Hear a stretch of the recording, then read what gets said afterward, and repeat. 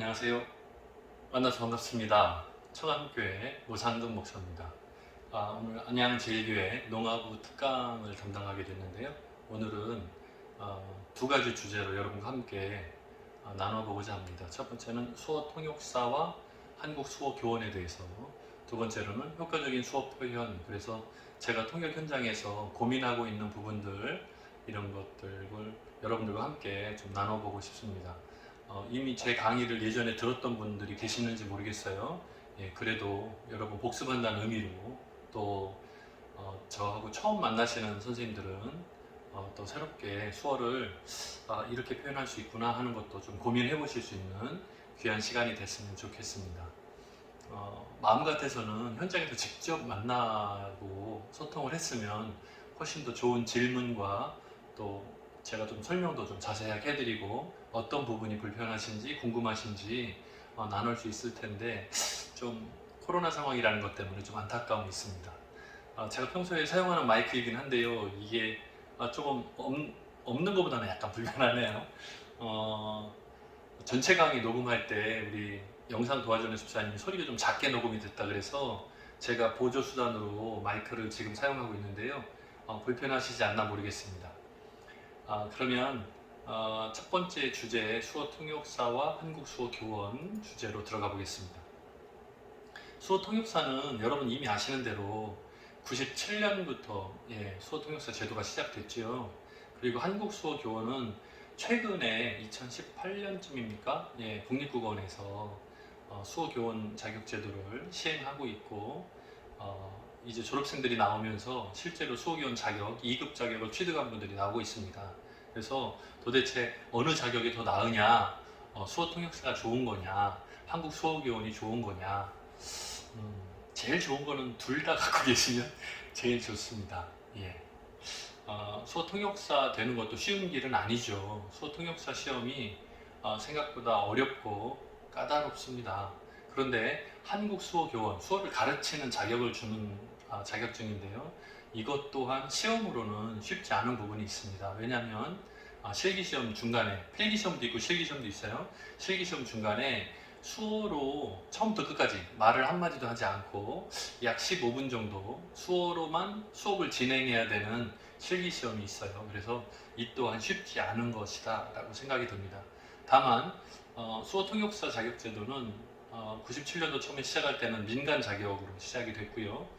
2005년, 2006년 지나면서 보건복지부에서 관할을 하면서 국가공인이라는 말이 앞에 붙었어요. 그러나 여전히 민간 자격입니다. 국가공인 민간 자격 수어 통역사입니다. 자, 그런데 한국 수어 교원 자격은 말입니다. 국립국어원에서 관할을 하고 있어요. 문체부 산하에 있고. 그러니까 이 두 자격 제도는 사실상 담당하는 부처가 다릅니다. 수어 통역사는 보건복지부, 한국 수어 교원은 문화체육관광부. 그래서 서로 다른 두 부처에서 서로 다른 자격 제도를 관할하고 있는 셈입니다. 그래서 이왕이면 양쪽 자격을 다 가지고 계시면 훨씬 더 좋지 않을까, 멀리 보면 그런 생각을 해봅니다. 수어통역사 자격제도는요, 제가 좀 전에 말씀드린 것처럼 97년 제1회 수어통역사 자격시험이 실시됐었습니다. 그거는 이제 민간 자격이고요. 98년도에 한국농아인협회 16개 시도협회에서 수어통역센터가 설치됐고요. 그리고 2005년도에 지방자치단체로 이관이 되면서 이제 지방재정으로 지원을 받아서 각 시도에서 각각 예산을 배정받고 이제 그 안에서 일하는 직원들의 임금이랄지 운영비랄지 모든 것이 다 지자체로 다 이관이 된 상태입니다. 그리고 2006년도에 국가공인 민간 자격으로 승격이 됐고요. 국가공인 민간 자격입니다. 여전히 민간 자격이에요. 2012년 17개 시도에 이제 16개 시도였다가 17개 시도가 된 이유는 세종특별시도가 생기면서 그렇게 됐죠. 195개소로 증설이 되어 있습니다. 한국 수어 교원 제도는요, 수어 교육기관, 이제 과거에는 대학이나 국가 지방자치단체, 그리고 한국농아인협회, 수어통역센터, 또 장애인복지관, 종교단체, 그 외에도 민간 동아리와 같은 민간 활동들을 통해서 수어 교육이 이루어져 왔습니다. 그런데 서울에 수어 전문 교육원이 생기면서 그 이후에 이제 하나씩 늘어나고 있는데요. 경기도 수어교육원, 강원도 수어문화원, 경북 수어문화원, 그 다음에 전남 수어전문교육원, 이렇게 해서 공식적으로는 5개인 걸로 제가 알고 있는데 더 많이 앞으로 늘어날 수 있겠지요. 그래서 수어교원이 공식적으로 일할 수 있는 정식 기관이 이렇게 생겨져 있습니다. 이 외에도 앞에서 언급드렸던 대학이나 또 국가지방자치단체, 그리고 농아인협회, 그리고 초중고등학교 학교에서도 수어를 방과 후 교실이나 특별활동 같은 걸로 운영하는 경우들이 생기고 있습니다. 그리고 여기에 선생님들이 배치되고 있고요. 실제로 파견 나가서 교육을 담당하고 있습니다. 수어 강사 양성 과정은 청음회관이라고 혹시 기억나시는지 모르겠어요. 강남구청 근처에 있는 서울에 지금 농아인협회가 활성화되기 이전에는 청음회관이 훨씬 더 좀 앞서 있었습니다. 특별히 교육 분야하고 직업 재활 분야는 청음회관이 탁월했습니다. 그런데 이제 전국 지회를 가지고 있는 단체가 아니고 한 군데만 있는 곳이어서 저 같은 경우도 수원에서 거주할 때인데, 수원에 집이 있을 때인데 수어 강사 과정을 배우기 위해서 청음회관까지 서울까지 왔다 갔다 했던 기억이 있습니다. 1990년대 후반에 97년쯤인가요? 이미 수어 강사 교육이 시작되고 있었고요. 이제 한국농아인협회 쪽에서는 2001년부터 기초강사 양성 교육이 진행됐습니다. 이제 여기서 진행된 기초강사 양성 교육은 건청인을 강사로 세우기보다 농인을 강사로 세우는 이런 분위기가 되어 있었습니다. 2017년에는 농인 대상 한국 수어 교육 과정이 구체적으로 연구되어지고 개발되어져서 농인을 강사로 키우는 이 과정이 이제 체계적으로 공식적으로 마련됐다고 할 수 있겠습니다. 한국수어교원 자격제도의 시행, 그래서요 이제 그 내용을 들여다보면 오늘은 자세한 내용을 말씀드리기는 어려울 것 같고요. 대략적인 내용만 말씀드리도록 하겠습니다. 2급 과정은 비학위 과정으로 양성반, 이거는 아까 말씀드렸던 수어 전문 교육원하고 수어문화원 같은 데서 양성 과정을 진행하는데요. 이게 약 한 5, 6개월 정도 진행이 됩니다. 그래서 이 과정을 통해서 학과를 이수하고 마지막에 시험에 응시해서 시험에 통과하면 2급 자격을 줍니다. 그렇지 않고 학위 과정도 있어요. 대학이나 대학원에서 학위 과정을 진행하면 졸업과 동시에 이제 정해진 그 과정들을 다 수료하면 그냥 졸업과 동시에 학위증과 같이 신청을 하면 그냥 자격을 2급을 받을 수 있습니다. 그러니까 이제 학위 과정은 시험이 없고요. 비학위 과정은 시험이 있는 셈입니다. 그리고 1급 과정은 2급 자격 취득 후에 일정한 경력과 심사를 통해서 1급 자격을 취득할 수 있도록 이렇게 제도를 마련해 놓고 있습니다. 이 자격 제도는 아까 말씀드린 것처럼 국립국어원에서, 문체부 산하의 국립국어원에서 이 제도를 진행하고 있습니다.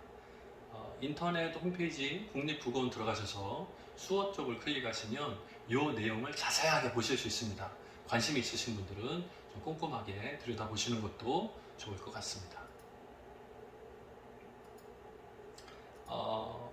한국수어교원 자격 관련해서 질문 많이 하시는 분들이 있어요.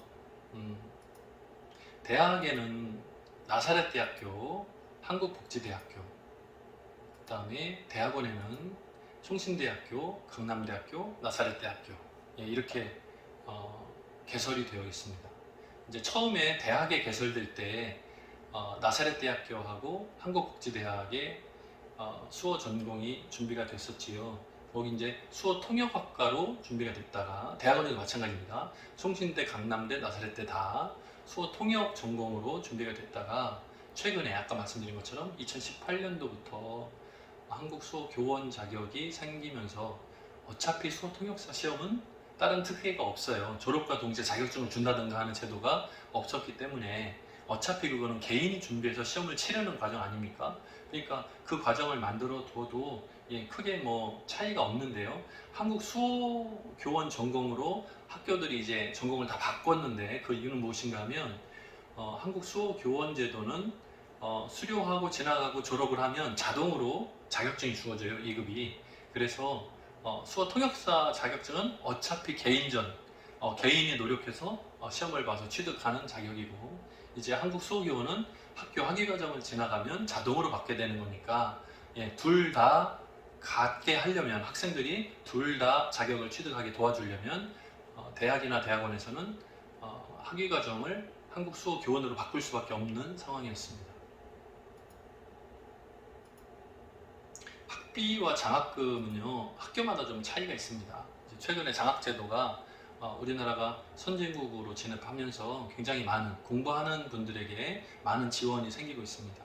자녀가 셋인 경우에, 셋 이상인 경우에 세자녀 장학금, 복지기관에 근무하고 계신 분들, 복지기관에 계신 분들 장학금, 또 성적이 좋을 때 성적 장학금, 또 학교에서 간사로 또 임원으로 일할 때 근로장학금, 또 교육자분들에게 교육자 장학금, 또 백만기도 장학금이라고 해서 총신대 같은 경우는 특별히 다른 장학금 혜택을 전혀 못 받는 경우에, 예, 따로 그 뭐랄까요, 산하 교회들이 헌금으로 내신 그 장학금들이 모아진 게 있어요.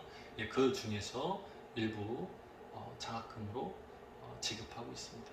그래서 여러분들이 좀 더 자세하게 알아보시면 이런 여러 가지 공부할 수 있는 기회들을 통해서 수어 통역사 혹은 한국 수어 교원 관련해서 계속 공부를 해가실 수 있습니다. 수어 통역, 이제 두 번째 주제로 바로 이어지겠는데요. 수어 통역 관련해서 여러분들이 어떻게 하면 좀 더 적극적이고 또 농인분들이 이해하기 쉬운 내용으로 전달할 수 있겠는가. 이제 우리가 요즘에 많이 고민하는 건데요. 한글 문장 순서대로 할 거냐, 아니면 의미를 전달할 거냐, 예, 이런 고민들이 많이 생기거든요. 그래서 문장 전달, 의미 전달이라고 제가 제목을 달아봤습니다. 제가 특강할 때 학생들에게 굉장히 많이 자주 얘기하는 겁니다. 가능성이라는 단어를 먼저 함께 보려고 하는데요. 가능성, 여러분들 수화로 어떻게 표현하시나요? 오늘은 지금 농아부 교사분들만 계시니까 그렇게 어려운 단어는 아니라고 생각이 됩니다. 가능성, 저도 가능성만 얘기를 하려면 가능성, 가능하다, 가능성, 이렇게 할 것 같아요. 자, 그런데 우리가 문장 속에서 보면 이것을 어떻게 표현할 것인가에 대한 고민이 좀 더 생깁니다. 자, 북한의 핵실험 가능성은 줄어들었다. 그대로 읽어보면요, 북한의 핵, 지화로 쓰셔도 되고 원자 모양으로 핵을 하셔도 돼요. 핵실험 가능성은 줄어들었다. 틀린 건 아닌 것 같습니다. 예, 틀리진 않지만 가능성이라고 수화를 써버리면 이 가능하다라는 말이 벌써 핵실험이 가능하다 말이 돼버리죠, 이미. 그래서 좀 애매한 것 같아요. 그래서 제가 오늘 여러분들하고 같이 고민하고 싶은 것은, 이미 가능성이라는 단어는 수화 표현으로 굉장히 쉬워요, 그죠? 그런데 이 단어를 어떻게 내용에 따라서 바꾸면 딱 맞는 표현이 가능할 것인가? 이때는 이 가능 괜찮은 것 같아요. 북한의 핵실험 가능성은 줄어들었다. 가능성이라는 단어에 블랭크, 괄호를 쳐보시고 그 자리를 한번 한글 단어로 메꿔보세요. 북한의 핵실험 뭐뭐는 줄어들었다. 어떤 단어가 어울릴까요? 이거 수화 시간이 아닌 것 같죠, 그죠? 국어 시간인 것 같죠? 북한의 핵실험, 그렇죠? 걱정입니다. 걱정, 염려는 줄어들었다 라고 수화로 표현하시는 것이 농인분들이 이해하시는데 훨씬 쉽습니다. 다시 한번 해볼까요? 북한의 핵 혹은 핵 실험 가능성은 줄어들었다. 걱정이 줄어든 거예요. 가능성이 줄어든 게 아니고 걱정이 줄어든 거예요. 우리 입장이 그런 거예요. 또 볼까요? 북핵 폐기의 가능성이 보인다. 북핵, 북한의 핵 폐기하다, 네, 취소하다 괜찮겠죠. 폐기하다 혹은 폐기하다 가능성이 보인다. 가능성이 보인다. 무슨 말씀인지 아시겠죠? 이제 눈치가 생기셨죠? 예, 그러면 똑같은 가능성이라 하더라도 계속해서 가능성 할 게 아니라 그 문장 안에서 어떤 의미인지를 찾아서 그 단어로 치환시켜 주는 거예요. 예, 이게 굉장히 중요합니다. 수어 통역하실 때도 이렇게 표현하시는 것이 훨씬 좋습니다. 북한이 핵탄두를 숨겨두었을 가능성이 있다. 북한이 핵 저는 탄두를 이렇게 써요. 미사일 이렇게 할 거니까 여기 탄두 앞에다가 핵탄두를 예, 이거를 숨겨두었을 가능성이 있다. 가능성이라고 쓰는 것은 좀 어울리지 않죠. 어떤 단어 쓰면 어울릴까요? 북한이 핵탄두를 예, 뭐가 돼도 괜찮아요. 숨겨뒀을 가능성이 있다. 이거 어때요? 이거 가능성이 있다. 이 단어가 뭔지 모르시면 옆에 있는 분들한테 물어보시고요. 우리 전도사님한테 물어보시면 답을 해주실 거예요. 이거 의심하다예요. 의심하다. 분명히 뭔가 있어. 찜찜해. 숨겨두었을 것 같아. 아마 의심스러워. 숨겨두었을 의심이 있다. 뭐 농인분들은 국어로는 좀 이상하지만 의심이 있다 그러면 아마 의심만 해도 충분히 이해할 것 같아요. 그런 의미입니다. 요 단어가. 자, 그 다음 볼까요? 남북 경제 협력을 통한 발전 가능성은 높다. 남북 경제 협력을 통한 발전 가능성. 뭘로요? 가능성은 높다. 괜찮겠죠? 예, 경제 협력을 통해서 발전되기를 기대할 수 있다는 뜻이 되니까 가능할 것 같습니다. 실패할 가능성도 염두에 두어야 한다. 실패할 가능성. 실패할 가능성. 실패했는데 또 가능성은 이상하죠. 맞지 않죠, 그죠? 실패할 가능성, 확률, 실패할 가능성도 염두에 둬야 한다. 때도 괜찮은 것 같아요, 그죠? 실패할 때도 생각해 둬야 돼. 실패할 때도 생각해 둬야 돼. 굉장히 쉬운 것 같죠, 그죠? 가능성이라고 하면 굉장히 복잡해지는데 실패할 때도 생각해 둬야 돼. 성공할 때도 있고 실패할 때도 있으니까 실패할 가능성도 생각해야 돼. 염두에 둬야 돼. 준비해야 돼. 예, 가능하겠죠. 높은 경쟁률 때문에 합격 가능성이 낮다. 높은 경쟁률 때문에 괜찮아요? 높은이라고 쓰신 분 혹시 있어요? 예, 뭐 틀린 건 아닙니다. 예, 그것도 맞아요. 그런데 가능하면 경쟁이 심하기 때문에 이거 괜찮은 것 같아요. 경쟁이 심하기 때문에 예, 합격 기대가 낮다. 괜찮고요. 합격 확률이 네, 확률 써도 되고요. 확률 이렇게 써도 되고 확률 써도 돼요. 확률이 낮다. 예, 괜찮겠죠. 자, 내가 착각했을 가능성이 있다. 내가 착각했을 가능성? 이상하죠, 그죠? 내가 착각했을지도 몰라. 내가 착각했을까? 네, 괜찮겠죠? 내가 착각했을 가능성이 있다. 네, 예, 여러 가지가 가능하겠죠. 네. 그 다음에 성공할 가능성은 높지 않다. 성공할 가능성, 확률은 높지 않다. 네, 이제 좀 구분이 되기 시작하시나요? 예, 성공할 가능성은 높지 않다. 성공할 기대는 높지 않다. 괜찮겠죠? 높지 않다도 많지 않다. 성공 기대는 많지 않다. 괜찮겠죠? 네. 가능성이 높은 곳에 투자하라. 발전 기대 많은 곳에 투자하라. 이제 무슨 주식 같은 거 투자할 때 혹은 사람을 보고 투자할 때도 기대 많은 곳에 투자하라. 뭐 이렇게 할 수 있겠죠, 그죠? 회사가 건강한 회사에 투자하라. 그 가능성이란 이 말을 발전 기대치로 보면 좋겠죠, 그죠? 예, 그렇게 될 것 같습니다. 그 다음 두 번째 단어인데요. 보다라는 단어입니다. 보다. 이 보다인가요? 이 보다인가요? 지금 확정할 수 없죠, 그죠? 이 보다도 괜찮고 이 보다도 괜찮을 것 같아요. 이제 문장 안에서 여러분들이 똑같이 블랭크를 하고 괄호를 치고 예, 어떤 단어가 어울리는지 고민하시면서 맞춰보시면 좋을 것 같습니다. 개정된 법이 적용될 것으로 보입니다. 아, 이때는 요 보다 비슷한 것 같아요, 그죠? 그러면 개정된 법이 적용될 것으로 보입니다. 보입니다. 어때요? 설마 보입니다는 이상하죠, 그죠? 이거는 보다니까 이상하잖아요. 예상된다. 예, 개정된 법에 적용될 것으로도 괜찮아요. 개정된 법에 따를 것으로 보입니다. 어떠세요? 훨씬 더 명확하죠. 그죠? 이대로 읽으면 개정된 법이 적용될 것으로 봅니다. 아, 이상하잖아요. 그죠? 원래 뜻하고 맞지 않습니다. 국어하고 수어하고가 서로 매칭이 되려면 개정된 법이 적용될 것으로 보입니다. 이 정도가 좋을 것 같습니다. 자, 비행기가 곧 출발할 것으로 보입니다. 비행기가 출발 아직 그죠? 비행기가 곧 아마 앞으로 곧 출발할 것으로 보입니다. 비슷해요? 괜찮아요? 비행기가 곧 출발이라는 단어가 좀 어색하긴 한데 비행기가 곧 출발 아마 출발 기대 뭐 괜찮겠죠? 네, 둘 다 괜찮을 것 같습니다. 그는 연기자들의 분장을 맡아보고 있습니다. 이제 요거는 국어에서는 보조 용언이라고 하나요? 맡다가 본 용언이고 맡아보다 이러면 보조 용언이 되는데 실제로 주된 단어가 아니기 때문에 어땠습니까? 그는 배우들의 분장을 맡아보고 있다? 맡아보고 있다. 어때요? 맡아보고 있다? 오히려 어색하죠?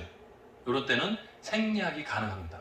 왜요? 보조 용언이니까요. 본 용언, 맞다라는 단어가 더 힘이 강하니까 보다라는 단어는 빼도 문장 전체에 큰 흐름에 문제가 없습니다. 그래서 때로는 통역의 기술 중에서 생략이 빠뜨린 게 아니고요. 오히려 일부러 빼는 거예요. 그게 더 정확할 때가 있습니다. 그는 연기자들의 분장을 맡아보고 있습니다. 맡고 있어요. 여기까지만 해도 뭐 큰 문제 없습니다. 맡아보고 있습니다. 괜찮겠죠? 자, 그 다음 그 일의 결과가 어떨지 보고 있다. 그 일에 혹시 이렇게 하신 분 있어요? 제가 일이라는 단어도 굉장히 고민하는 단어인데 농인들 입장에서 일이라는 단어를 사용하면 일 그러면 뭘로 봐요? 지화 읽으셨어요 혹시? 그쵸? 일이라는 단어를 직업으로 봅니다. 그 직업의 결과가 돼버려요. 물론 어떤 농인들은 그 일로 읽어줄 수 있는 분들도 있어요. 그러나 어떤 분들은 그 직업 나중에 어떨지 그래서 오해가 생길 수 있어요. 근데 그 오해를 줄이기 위해서 그 사건의 결과가 어떨지 보고 있다 혹은 보고 있다. 네, 기다려 보고 있다도 괜찮고 지켜보고 있다도 괜찮아요. 그죠? 둘 다 괜찮을 것 같습니다. 사고 현장을 보고 있는 사람들이 많다. 자, 교통사고 예를 들어서 사고 현장을 보고 있어요. 어떻게 보고 있어요? 이렇게 봐요. 이렇게 봐요. 이렇게 봐요. 네, 이렇게 봐요. 예, 여러 가지 다 통합니다. 어떤 사람들인지, 이게 조사하는 사람들인지, 구경하는 사람들인지, 손 놓고 그냥 멀찌감치 있는 강 건너 불구경하듯이 보는 사람들인지 그 성격에 따라서 보고 있는 이라는 단어를 사고 현장을 보는 사람들이 많다. 뭐 틀리지 않았어요. 사고 현장을 보고 있는 사람들이 많다. 사고 현장을 보고 있는 사람들이 많다. 사고 현장을 보고 있는 사람들이 많다. 네, 그 주어의 행동에 따라서 적정한 단어를 골라서 쓰시면 가장 잘 어울리는 그 단어를 골라서 쓰시면 100점이죠. 예. 그 다음 볼까요? 사장님이 무슨 말씀을 하실지 보자. 자, 사장님이 무슨 말씀을 하실지 보자. 기다려보자가 되겠죠. 그죠? 제가 여기서 어순을 조금 비틀었는데 여러분 어떻게 쓰시는지 모르겠어요? 사장님이 말씀 기다려보자. 이렇게 하는 것이 더 농인이 보기에 편하겠죠. 그죠? 자, 그 다음에 아기를 보는 사람들은 조심해야 한다. 아기를 보다 사람들은 조심 필요하다. 어때요? 아기를 돌보는이 훨씬 더 어울리는 단어지. 맞죠? 예. 그래서 아기를 돌보는 사람들은 조심해야 한다. 조심해야 한다. 이렇게 혹시 수화를 배우시는 분들은 구화 선생님을 만나신 것 같아요. 아기를 돌보는. 이것도 직접 단어를 확 넣으려면요. 아기를 돌보는 사람들. 이렇게 하면 훨씬 더 좋을 것 같습니다. 아기를 돌보는 사람들은 조심 필요하다. 이렇게 하는 것이 훨씬 더 원뜻에 가깝습니다. 도서관에는 책을 보는 사람이 많다. 책을 읽는 집, 도서관 아시죠? 책을 읽는 집. 도서관에는 책을 읽는 사람이 많다. 어떻습니까? 여러분 도서관 가보셨어요? 그러면 책 읽으세요? 근데 저는 보통 도서관에 가면요 책을 이렇게 봐요. 구경해요. 어머 새 책이 나왔네. 읽지는 않고 그냥 이렇게 풍경을 이렇게 보고 아 책 많다. 그러고 와요. 그래서 도서관에는 책을 보는 사람이 많은 것 같아요. 제 생각에 이렇게 읽는 사람은 적어요. 네. 구경하는 사람이 많아요. 어쨌든 그 상황에 문장의 내용의 뜻에 맞게 잘 사용하시면 좋을 것 같습니다. 자, 그 다음 세 번째 단어는요. 제가 지금 굉장히 좀 빠르게 진행을 하고 있는데 괜찮으시죠? 이해는 가능하시죠? 제가 말과 수화를 동시에 쓰는 것을 어떤 때는 굉장히 조심해요. 그래서 농인들이 모인 그룹에서 수어로 강의할 때는 목을 잠그고 그런데 여러분들이 대부분 청인분들이기 때문에 말 동시에 쓰는 것을 혹시 불편하신 분이 있는지 모르겠는데 농인만 모인 곳에서는 저도 똑같이 네 이렇게 합니다. 아시겠죠? 이해 바랍니다. 네. 전국적으로 37도의 폭염이 예상됩니다. 이제 좀 눈치가 생기셨을 것 같아요. 어때요? 전국적으로 온도가 37도 폭염이 더위가 심해요. 예상됩니다. 예상 어떻게 돼요? 예상 아마요? 이거보다는 아까도 앞에서 비슷한 얘기가 있었지만 폭염이니까 얼마나 걱정이 돼요. 그죠? 예상됩니다. 예상이란 단어를 이 아마로만 쓸 게 아니라 계획으로만 쓸 게 아니라 뭐라고요? 염료를 쓸 수도 있다라는 거예요. 뭐에 맞게? 내용에 맞게. 내용에 맞게. 내용에 맞게. 똑같습니다. 충분히 가능해요. 전국적으로 온도가 37도에 더위가 심하다 걱정됩니다. 충분해요. 농인이 이야기는 훨씬 더 낫습니다. 네. 그 다음요. 올해 시험은 좋은 결과를 예상해 봅니다. 올해 시험은 좋은 결과를 예상해 봅니다. 틀리지 않아요. 맞아요. 좋은 결과를 아마 좋은 결과가 있을 거야. 가능해요. 예, 틀린 건 아니에요. 하지만 올해 시험은 좋은 결과를 기대해 봅니다. 이것도 괜찮아요. 네, 기대해 봅니다. 올해 좋은 결과 있을 거야. 괜찮아요.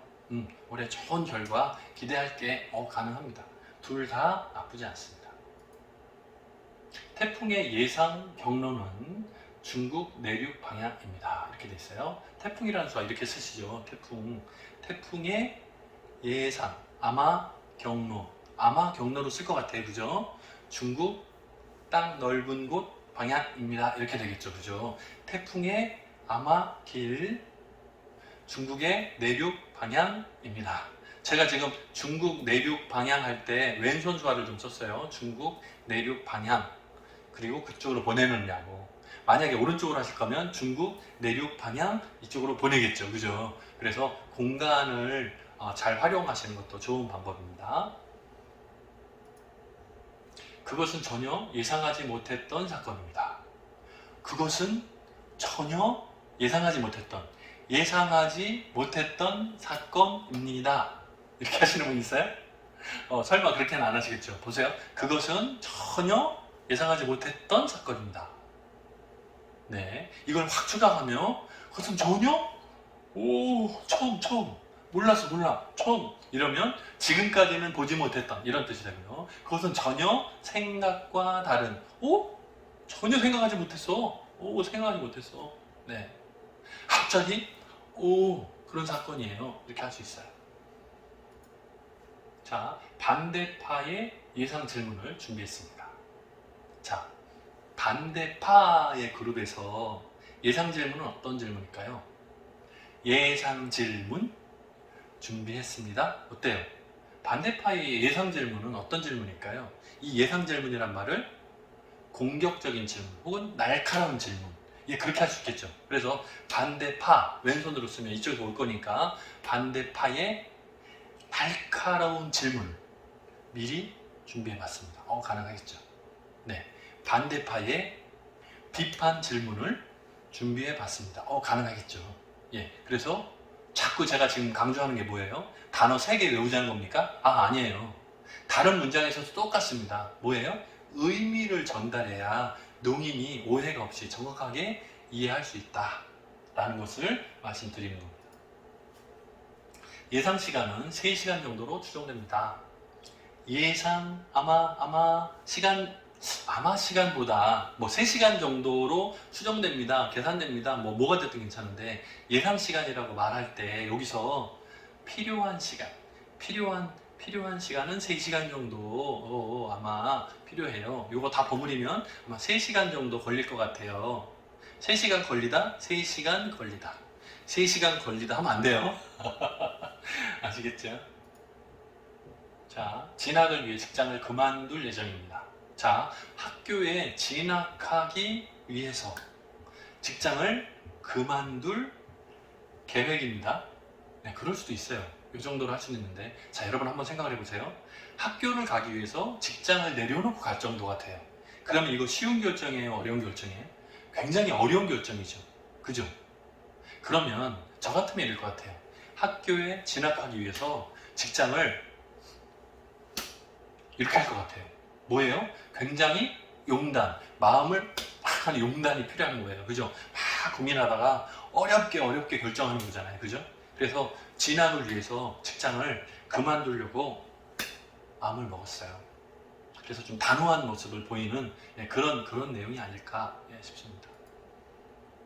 새로운 부품으로 교체할 예정입니다.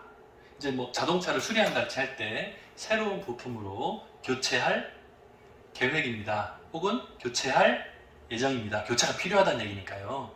예정이란 단어에 너무 매이지 않으셔도 된다는 걸 제가 지금 설명하는 거예요. 새로운 부품으로 교체가 필요합니다. 네, 가능하고요. 새로운 부품으로 교체할 계획입니다. 나쁘진 않아요. 사전에 예정된 대로 따르겠습니다. 사전에 처음부터 답을 알려드렸어요. 어때요? 미리 결정된 대로 따르겠습니다. 괜찮죠? 사전에 합의한 대로 따르겠습니다. 가능하겠죠? 사전에 아마대로 이건 좀 이상해요. 오히려 이 예정이란 말이 좀 어색할 수 있어요. 그 예정의 정자 때문에 미리 결정된 대로 따르겠습니다 하는 게 훨씬 낫습니다. 네. 그 다음에요. 4번째 단어 문제입니다. 제가 제일 좋아하는 게 문제입니다. 이게 정말 문제입니다. 자, 인생에서 가장 중요한 문제는 무엇입니까? 어때요? 인생에서 이렇게 쓰시죠. 인생에서 가장 중요한 문제는 무엇? 이 문제 필요한가요? 어때? 이거는 보조용어도 아닌데 그냥 문제라는 단어인데요. 이 문장 전체에서는 가장 중요한에 이미 포커스가 다 맞춰져 있어요. 그래서 문제를 생략할 수 있습니다. 인생에서 가장 중요한 게 뭐예요? 예수 믿고 구원 얻는 거. 하나님께 영광 돌리는 삶. 그게 사람의 제일 되는 목적이죠. 맞지요? 네. 그 다음에 사느냐 죽느냐 그것이 문제로다. 이거 무슨 햄릿의 대사 같아요. 그죠? 사느냐 죽느냐 그것이 문제로다. 무슨 문제? 수학 문제, 영어 문제. 이 문제가 맞아요? 어울려요? 아니죠. 이거 아닌 것 같죠? 자, 그러면 사느냐 죽느냐 그것이 괄호. 그러면 이 괄호에 뭐가 될 것 같아요? 내가 지금 어려운 문제를 만났어요. 고민스러워. 이렇게 하면 죽고 저렇게 하면 살아. 사느냐 죽느냐 그것이 뭐가 오면 좋겠어요? 이 문제로다 자리에? 그것이 문제로다. 맞추신 분 있어요? 오, 대박. 자, 사느냐 죽느냐 그것이 문제로다. 다른 비슷한 단어 있어요. 사느냐 죽느냐 그것이 문제로다. 골치 아프다 수아예요. 가능하죠. 그죠? 사느냐 죽느냐 그것이 고민하다. 가능하겠죠. 그죠? 그것이 고민인 거예요. 자, 그 다음에요. 그는 경제적인 문제에 부딪혔습니다. 그는 경제적인 문제? 경제 시험 봐요? 경제학 시험? 아니잖아요. 그는 경제적인 문제. 여기서 문제는 어려움인 거 아시겠죠? 예, 그는 경제적인 문제에 부딪혔습니다. 부딪힌 것도 이렇게 부딪힌 거 아니고요. 맞닥뜨리다수 아시죠? 가는 날이 장날이다 뭐 이런 거 그죠? 그는 경제적인 어려움에 빠졌습니다. 괜찮아요. 예, 그는 경제적인 어려움을 만났습니다. 가능합니다.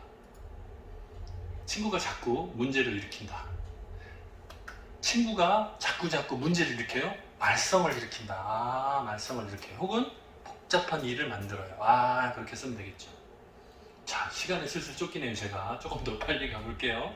그에게 맡겨도 문제가 없을 겁니다. 그 사람한테 맡겨요. 이렇게 맡기시죠. 그죠? 문제가 없을 겁니다. 문제? 아닌 거 아시겠죠? 네네. 그에게 맡겨도 문제가 없다. 무슨 뜻이죠? 걱정이 없습니다. 이 뜻이죠.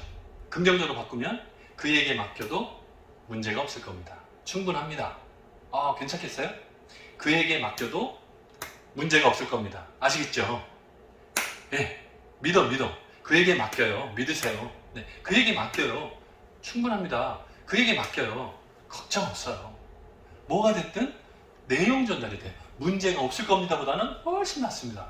아시겠죠? 자, 그 다음에 어려운 일도 문제없이 해결할 수 있습니다. 자, 어려움을 딱 만났어요. 문제없이 해결할 수 있어요? 충분히 좀 전에 봤어요. 충분히 해결할 수 있어요.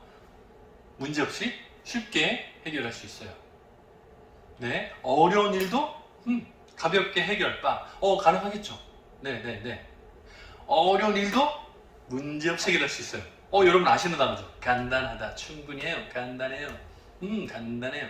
어려운 일도 충분히 할 수 있어요. 어려운 일도 척척 할 수 있어요. 예, 충분히 가능해요. 어려운 일도 문제없이 해결할 수 있어요. 네. 이제 분위기 좀 아시겠죠? 이제 좀 해보니까 아시겠죠? 앞에서부터 좀 와보니까 어렵지 않죠? 그것은 법적인 문제라기보다 양심의 문제입니다. 좀 어려운데요? 그것은 법적인 문제라기보다 양심의 문제입니다. 이상하죠? 법 문제, 양심의 문제. 이상하지 않아요? 어때? 어떻게 하면 좋을까요? 그것은 법적인 문제라기보다 양심의 문제입니다. 기준이 다르다는 거예요. 법을 어겼냐 안 어겼냐의 문제라기보다 양심의 문제라는 겁니다. 법적인 문제라기보다 양심의 문제입니다. 괜찮죠? 그죠? 그것이 법적인 지키고 안 지키고의 문제가 아니에요. 법을 어겼다기보다 양심이 문제입니다. 되죠? 괜찮죠? 예, 이해가 확 되시죠? 맞습니다. 또 가볼게요. 문제는 이런 주민 피해를 예상했다는 겁니다. 홍수 같은 거 미리 그렇잖아요. 주민들이 피해볼 걸 뻔히 알면서 대처하지 못한 거. 여기서 문제는 뭐예요? 잘못된 부분은 이 말입니다. 잘못된 부분은 이런 주민 피해를 미리 뻔히 알았다는 거예요. 여기서 예상보다는 뻔히 알았다는 거예요. 미리 알았다는 거, 뻔히 알았다는 거예요. 예, 그게 잘못인 거예요. 왜? 내버려 뒀으니까, 방치했으니까. 그죠? 이 문제는 답이 두 개라서 문제다. 이 문제, 이거는 문제인 거 아시겠어요? 예, 시험 문제니까 이 문제는 답이 맞추다 답. 두 개라서 문제이다. 틀렸다. 여기서 문제다는 틀렸다 혹은 잘못이다 쓰면 괜찮습니다. 자, 그 다음에 문화 예술 문제에 관심을 가져야 한다. 문화 예술 문제. 여기서 문제 쓰면 이상하죠? 아니겠죠? 이거 아니겠죠? 문화 예술 문제에 관심을 가져야 한다. 분야라는 말 아시죠? 분야. 예. 문화 예술 분야에 관심을 가져야 한다. 관심이 필요하다. 가져야 한다 하지 마시고 필요하다. 네, 의역으로 해주시면 훨씬 더 정확합니다. 무슨 문제가 있어서 화가 났나요? 무슨 문제가 있어서 화가 났습니까? 이거 아닌 거 아시겠죠, 이제? 무슨 문제가 있어서 무엇 때문에 화가 났나요? 입니까 하지 마시고 얼굴 표정으로 뭐 때문에 화가 난 거야? 왜? 이유가 뭐? 이렇게 가면 되겠죠. 어렵지 않습니다. 자, 그 문제의 회사가 이곳입니다. 그 문제의 회사라고 하지 않겠죠. 그 문제는 뭔가 사건이 터졌던 곳이니까 그 사건 관련된 회사가 이곳입니다. 이렇게 쓰면 쉽게 이해될 것 같습니다. 자, 이제 마지막 정리하면서 볼까요? 의역을 해야 하는데 고민이 많죠. 이제 우리가 교회 안에서 만났으니까 교회 안에 있는 고민스러운 문장들, 사실은 찬송가나 성경 구절에서 수도 없이 많아요. 그래서 제가 여러분들을 직접 만나고 싶다는 이유 중에 하나가 거기 있는데, 모르겠어요. 전도사님 나중에 우리 선생님들하고 저하고 수업 교육이나 뭐 이런 걸로 더 얘기할 수 있는 기회가 있으면 기회를 주셨으면 좋겠어요. 해볼까요? 내가 주인 삼은 모든 건 내려놓고. 여러분 어떻게 하세요? 내가 주인 삼은 모든 건 내려놓고. 굉장히 어렸을 찬양 다들 하시죠.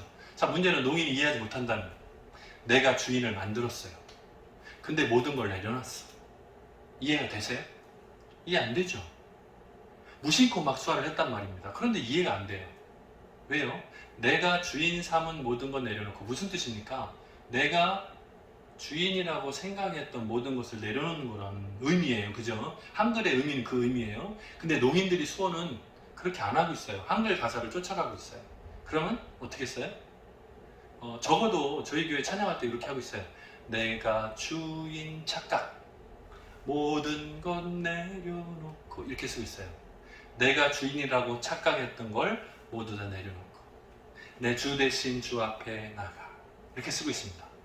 한번 고민해 보십시오. 여러분들도 찬양 그 가사를 그 구절대로 전달할 것이냐, 아니면 내용을 좀 버무려서 충분히 이해하고 소화시켜서 전달할 것이냐에 대한 고민 필요한 것 같아요. 이 당신은 사랑받기 위해 태어난 사람은 전통적으로 굉장히 오래됐습니다. 당신은 사랑받기 위해 태어난 사람. 이건 우리가 입으로 하는 말이고요. 수화는 어떻게 읽히냐면, 당신은 사랑받기 위해서 아이를 낳은 사람이란 뜻도 될 수 있어요. 찌바지. 웃으시는 분이 있을지 모르는데 농인 입장에서는 굉장히 혼란스러운 부분일 수 있습니다. 아무 말 없이 사랑받기 위해서 애를 낳잖아, 당신. 이럴 수 있는 거예요. 너는 사랑받기 위해서 애를 낳잖아. 성경에도 그런 사람이 있어요. 레아와 라헬. 사랑받기 위해서, 야곱한테 사랑받기 위해서 막 애를 낳았어요. 경쟁적으로 애를 낳았어요. 자기가 못 나니까 막 여종을 데려다가 낳아요. 막 그랬잖아요. 이거를 그 농아인 목사님 한 분이, 춘천에 계신 분, 농아인 목사님 한 분이 유튜브에다가 올렸어요. 제가 그대로 기억하는지 모르겠는데, 당신은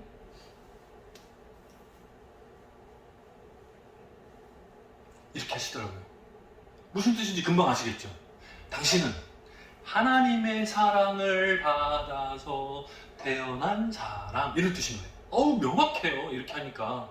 그러니까 한글 가사에 너무 매이다 보니까, 수어가 쫓아가다 보니까 원뜻은 그게 아닌데, 한글 가사의 수어가 문법이 어순이 다른데 그걸 억지로 꿰맞추니까 전혀 다른 뜻이 돼버리는 거예요. 그래서 이걸 우리가 조금 더 조심하자는 의미로 꺼내봤습니다. 우리는 주님을 늘 배반하나. 이거 왜 꺼냈는지 한번 보세요. 그대로 읽어볼게요. 우리는 주님을 늘 배반하나. 이렇게 써요, 수화로. 자, 그런데 좀 전에 보세요. 우리는 주님을 어느 손으로 했어요? 오른손으로 했어요. 늘 배반하나. 오른손으로 쓰죠. 보통 오른손 수화니까. 그러면 오른쪽이 누구였죠? 주님이었어요. 그러면 이거를 수화 그대로, 사실을 그대로 읽으면 우리는 주님이 늘 배반하시는 주님이, 이렇게 뜻이 돼요. 그래서 가능하면 이거를 왼손 수화를 버무려 주시는 게 좋아요. 그래서 우리는 주님을 늘 배반하나. 훨씬 더 낫죠. 무슨 얘기 아시겠죠? 오른쪽 왼쪽을 나눠서 수화를 하시면 이쪽은 주님, 이쪽은 우리. 그러면 주님이 나를 배반하지 않고 내가 주님을 배반하는 것으로 수화를 쓸 수 있잖아요. 그치? 하다 보니까 너무너무 어려워지죠. 점점. 평소에는 무심코 막 했는데 너무 어려워져요. 보세요. 주에게 부탁하신 일 아닌 거 아시겠죠? 이건 직업이니까 목사님, 전도사님만 해당될 거예요. 주에게 부탁하신 일, 사명을 하시면 되겠고요. 전사도 흠모하겠네. 흠모하다, 사모하다, 부러워하다, 이거 쓸 수 있겠죠? 이걸 안 쓰시면 다행이에요. 저는 이걸 한참 썼어요. 근데 이제 농인분들이 지적해 주시더라고요. 어떻게 바꾸라고? 흠모하겠네로 바꾸라고요. 사모하다, 그리워하다, 사모하다. 예. 그래서 원래 의미는 이게 맞아요. 그런데 찬양 가사에서 이 부러워하다가 어색하다는 거예요. 그래서 농인들이 대부분 전사도 흠모하겠네로 바꿔 쓰고 있어요. 네네네. 겸손히 주를 섬길 때, 겸손히 주를 섬길 때, 괴로운 직업이 많아. 겸손히 주님을 섬길 때 괴로운 직업이 많습니다. 이걸 직업으로 읽으면 이상해지겠죠. 어떤 사람은 편한 직업, 어떤 사람은 괴로운 직업. 그거 아니죠. 겸손히 주를 섬길 때 괴로운 일이 많으나, 혹은요, 일을 생략하셔도 괜찮아요. 괴로운 일이 많으나 이렇게 하셔도 괜찮아요. 그죠? 괜찮아요. 갈 길을 잃은 무리를 잘 인도하게 하소서. 갈 길을 잃은 무리를 잘 인도하게 하소서. 이렇게죠. 이것도 마찬가지인데요. 사실은 오른손 왼손을 나눠달라는 얘기예요. 갈 길을 잃은, 반대로 했네요. 갈 길을 잃은 무리를 왼쪽으로 하고 잘 인도하게 하소서. 이렇게 나눠주시면 훨씬 더 좋다는 얘기고요. 내 죄를 씻으신 주 이름 찬송합시다. 내 죄를 씻으신, 이렇게 쓰세요? 그죠? 저도 이렇게 쓰고 있는데, 내 죄를 씻으신 주 이름 찬송합시다. 이렇게 쓰시죠? 그죠? 내 죄를 씻으신 주 이름. 씻으신, 용서받다로 하시면 더 좋을 것 같아요. 내 죄를 씻으신 주 이름. 그게 훨씬 더 나은 것 같아요. 이거 씻다로 예전에 썼었는데, 부흥의 박자, 이게 순복음교회 같으면 딴딴 박자에 내 죄를 씻으신 주 이름 이렇게 썼던 것 같아요. 내 죄를 씻으신 주 이름 하는 게 더 좋은 것 같습니다. 우리를 죄에서 구하시려, 우리를 죄에서 구하시려, 이렇게 많이 쓰시죠. 근데 이것도 가능하면 오른손 왼손을 바꾸기가 힘드시면 방향을 바꾸시면 돼요. 저는 보통 수화로 통역할 때 오른쪽은 좋은 쪽, 천국, 하나님, 예수님, 성령님 다 오른손, 왼쪽은 지옥, 죄, 이런 거, 유혹 다 왼손으로 써요, 웬만하면. 그래서 우리를 죄에서 구하시려 하면 가장 좋고요. 예, 왼손 수화로 우리를 죄에서 구하시려, 죄에서 구하시려 하면 제일 좋고요. 혹시 오른손으로 하는 게 더 편하시면 우리를 죄에서를 왼쪽으로 하시고 그쪽에서 오른쪽으로 구하시려 하시면 훨씬 더 좋고요. 아시겠죠? 둘 다 괜찮습니다. 악한 죄 벗으라고, 악한 죄 벗으라고 주님 너를 부르네, 이렇게 얘기했죠. 그죠? 근데 이제 악하다도 오른손으로 쓰시기보다는 악한 죄 벗으라고, 혹은 악한 죄 벗으라고, 뭐가 됐든 이 꼭 죄를 이렇게 벗지는 않겠죠. 그죠? 그죠? 죄를 벗다도 고민해 보십시오. 자, 참고문은 이렇게고요. 이제 마무리를 해야 될 시간입니다. 자, 저하고 두 가지 주제로 얘기를 같이 나눠봤습니다. 수어 통역사와 한국 수어 교원. 여러분들이 시대 변화에 맞게 수어 통역사도 중요하게 생각하셔야 하지만 한국 수어 교원, 수어를 가르치고 후배를 양성하는 것에도 관심을 좀 두시라는 의미로 수어 교원에 대해서 조금 더 정보를 드렸고요. 제가 총신대학교 사회복지대학원에서 한국 수어 교원 전공을 2016년부터 가르치고 있습니다. 졸업생들이 잘 배출되고 있고, 여러분들도 서울이니까요, 총신대 멀지 않으니까 관심을 좀 가져보시고, 관심 있으신 분들은 연락 주세요, 전사님 통해서. 그리고 효과적인 수업 표현은 요거 말고도 더 많이 있습니다. 그래서 여러분들이 찬양 가사나 성경 구절에서 고민되시는 부분들 이렇게 적어서 모아 오시면 저하고도 같이 고민할 수 있는 그런 기회가 앞으로 또 열렸으면 좋겠습니다. 한 가지 마지막으로 당부드리고 싶은 말은, 다른 장애인 부서 교사가 되는 것도 쉽지 않은 일입니다. 맞습니다. 그런데 특별히 농아부에 계신 선생님들께 감사의 말씀을 드리고 싶어요. 저도 이제 농아부, 큰 교회 농아부에서 담당 교육자로 11년, 그리고 이제 개척에서 지금 제가 자비양 사역을 하고 있어요. 하나님 은혜로 수화 통역하고 수화 교육 이렇게 하고 이런 것들로 제 생계가 유지되고 교회를 섬길 수 있어서 자비량으로 섬길 수 있어서 너무 감사한데 하나님께서 먹이시는 게 저는 늘 느껴져요. 매월 날마다 하나님이 나를 공급해 주신다, 나를 채워 주신다라는 거를 제가 늘 느끼면서 살아요. 근데 여러분들도 그 하나님의 공급하심을 붙들지 않으면 서 있기가 쉽지 않으실 거라 생각합니다. 다른 장애인 사역도 어렵지만 특별히 농아인 또 뭐 청각장애인 어떻게 표현하셔도 좋습니다만 저 나름대로는 참 쉽지 않은 길이라 생각이 듭니다.